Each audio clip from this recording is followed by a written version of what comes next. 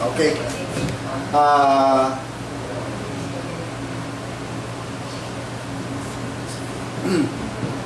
this morning, sir, I'll be presenting yung cause ng massive flooding dun sa municipality of Nauhan during the wake of Typhoon Nona.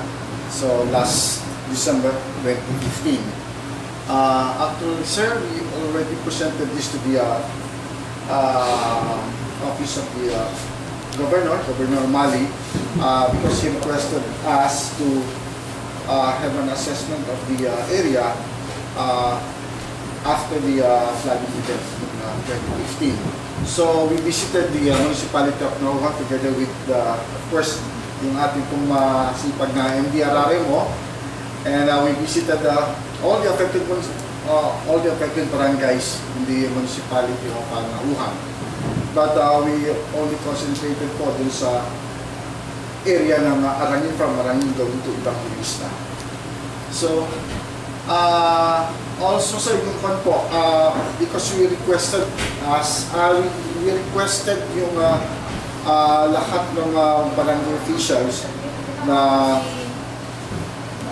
makinig po doon sa presentation namin during the visit doon sa area, and these barangay officials are from Barangay Arangin, Barangay Mulawin, medyo naririnig ka mo.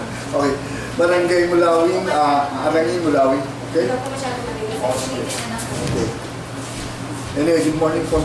Okay na po? Okay. So, we visited yung Barangay Arangin, Mulawin, Masagana, Evangelista, Barangay Aurora, and a portion of Barangay Pagitan. Next slide. To start with, Mayor, I just want to give you yung, a good picture ng landscape ng Nauhan. Of course, this is the nasa western side natin, which is the mountainous area. Kasi there are two contrasting landscape dito sa Nauhan. We have the mountainous area dito sa western side, and the broad floodplain dun po sa eastern side.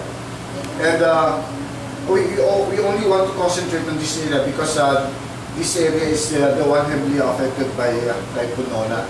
So, andito po yung ang scenario ng flooding wherein medyo controversial na konti because of the presence of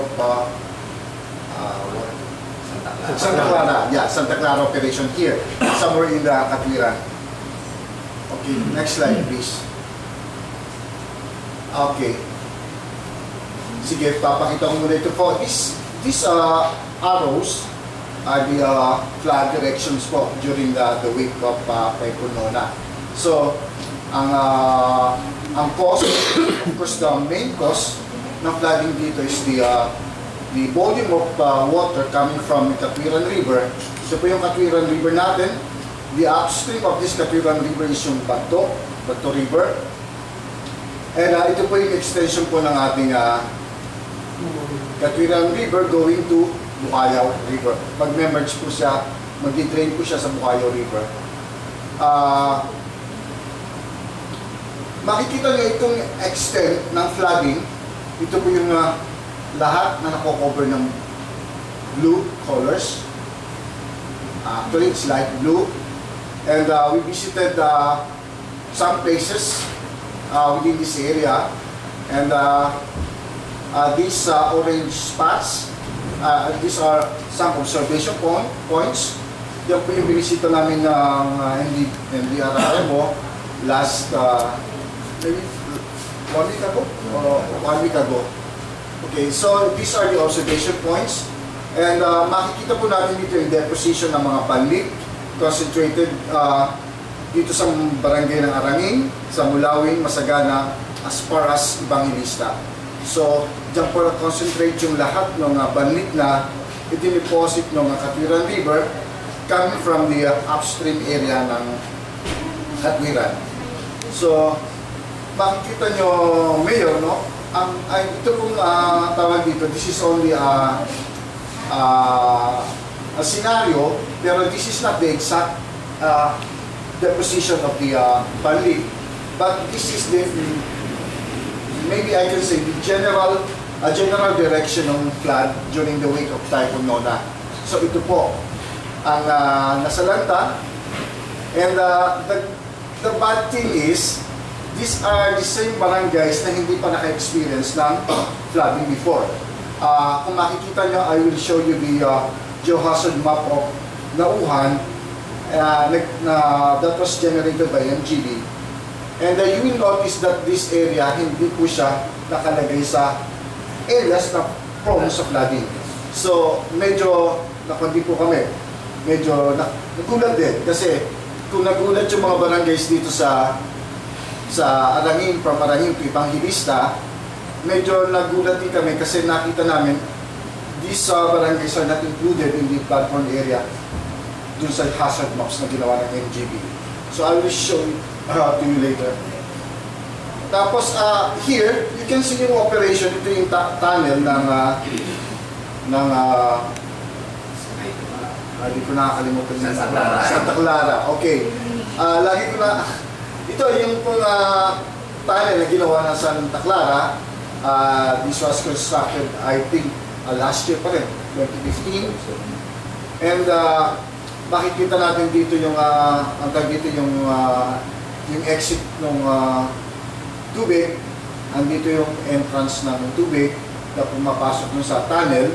Meron tayo dito yung well dam na ang purpose ng well dam is yung to divert yung flow ng tubig going to the tunnel.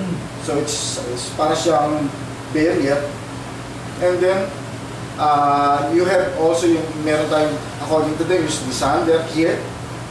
Tapos pag nag-flow yung tubig dito, parang dito nag-create ng power. Pero this was presented before by company yung Nauhan. So dito pa nag-generate ng power, katapos dito lalabas yung tubig going to Katwiran River. So ang tanong po kasi, ang maraming tanong sa amin dun sa area, with or without this hydropower plant, babaha ba o hindi babaha? So, ang analysis namin, with or without this operation, babahain talaga itong areas na to. And I will explain it later, no? Kasi ang number one factor po is yung talagang heavy rainfall. Yung, so hindi po yung Santa Clara yung reason? Hindi po. Sir, I will explain it to you, no? Kasi unang-una kasi, according to tawag dito, to Jory, ang rainfall data natin that day is about 100 mm, no? 209 mm po yung rainfall natin, no? Considering po talaga na malakas yung ulan, and ang paglabas niya dito po yung Bagto River, no? Paglabas ng tubig dito, Katwiran River is already swelling, no? Mataas ng tubig niya. So, hindi ma-accommodate ng Katwiran River yung volume ng tubig galing dito sa Bagto. So, ang tendency niya is tumaas, mag-swell. Pag nag-swell siya, kasunod doon is overflowing. Pag nag-overflow siya, hahanap kasi itong Katwiran River ng lowest elevation para doon siya pumasok. So, where is the lowest elevation in this area? Ito po siya. This is the lowest elevation in the area because mabilis kasi yung makikita nyo kasi ito tinatawag namin, ito yung mountain rivers. Ito tinatawag natin, nandito sa plain, alluvial rivers. Yan po ang klase ng rivers based dun sa landscape ng surrounding area. So, makikita nyo mountain rivers dito, ang velocity ng tubig pag umulan is sobrang mabilis. Katapos, ang kanyang riverbed ay sloping. Dito, ang kanyang riverbed is patag lang. Pero dito, ang kanyang riverbed is sloping. During the wake of Typhoon Nona, sa lakas ng takbo o yung current ng tubig dito, pagpasok na dito sa Katwiran River, which is already swelling, talagang mataas ang tubig, ang tendency talaga niya is to find a new course. Hindi niya kaya eh. And as I was saying a while ago, the lowest elevation in this area is itong area na to, na nasa southern part ng Barangay Arangin. So, anong nangyari? Hindi niya ma-accommodate yung tubig sa Katwiran River, papasok siya dito sa Barangay Arangin, papunta dito sa lower portion ng Mulawin, papunta Masagana, and some floodwaters will go to Aurora, and but the most I think the most significant na examination or investigation is yung volume ng tubig na nagpunta sa Evangelista. Bakit po masyadong naapektuhan itong Barangay Evangelista? Unang-una, aside from the water coming from Katwiran River, sinabayan pa na malakas na tubig galing dito sa Naglaon Creek. And at the same time, pumasok kasi ito, may river system dito, tinatag natin na Masagana River. So nag-flow rin siya towards this direction. Pag pinagsama-sama mo yung Naglaon Creek, at saka yung Masagana River dito sa gitna, at saka yung floodwater coming from Katwiran River, lahat ko siya mag-flow towards the northwest direction papunta sa barangay ng Evangelista. So, you will notice marami talaga kaming nakitang bandit dito, and ang sabi nga sa amin ng taga-Evangelista ng mga barangay officials, they really did not expect magkakaroon sila ng baha. Kasi kung marami ng mga flood events na nangyari dito sa Naukan, ang concentration po sa is mag-asawang tubig, Panggalaan, Bukayaw, at saka yung doon pa sa low-lying area ng coastal Naukan. So, they didn't expect na magkakaroon ng baha dito. Ang naging problema lang dito talaga is yung atang, I don't know, sir, kung tama yung kwanto, mas malakas ata yung ibinuhos dito doon sa i-expect na sinabi ng Nauhan, ng Pag-asa.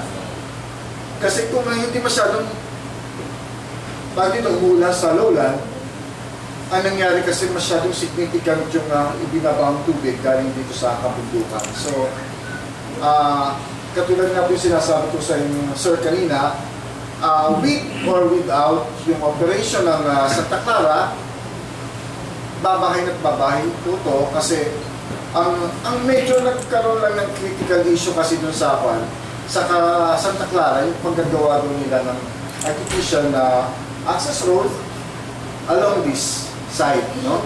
Artificial yun. Pero nung nagbisita po kami doon, actually wala na sa yung access road. Yung access road kasi simula doon sa side na to, then across this river, pumunta dito sa side na to, pero hindi po siya, ang tawag dito, it's only temporary road na parang piled up na nakuha lang siya mga bato na, pero it's still obstruction, no? Kahit pa sabihin natin na temporary lang yung ginawa nilang access road, nagkaroon pa rin ng obstruction along the river. Ngayon, ang tanong kasi, anong epekto ng ginawang access road nila?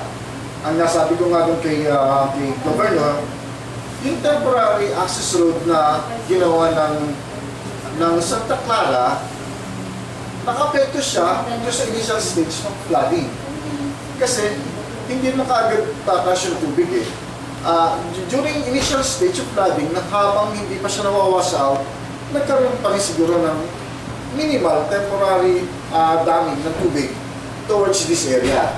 Kasi natural flow, then hinara mo siya, so ang tendency magkaroon ng artificial na damming ng tubig. Pero that is very hindi masyadong insignificant kasi sobrang lakas talaga po ng ulan sa doon sa taas. So, sabi ko nga doon sa TV net, kung na-interview kami, may ginawa siyang, may effect siya, pero temporary lang, at saka during the initial stage ng flooding. Anong nangyari dito? Then, anyway, na-wash out din eh. Ang ko lang pating gabyon, di ba? Na-wash out din yung gabyon towards this area. So, yung pong pinsala, talaga malakas yung velocity ng river coming from Bagto, papunta dito sa Katwiran, to the point na hindi niya na talaga, hindi na ma-hold ng Katwiran River yung tubig at dumiretso siya dito sa areas na ito. Okay, next slide. Yan po, parang nakita ko lang yung picture. Ulitin mo ulit para makita natin yung one.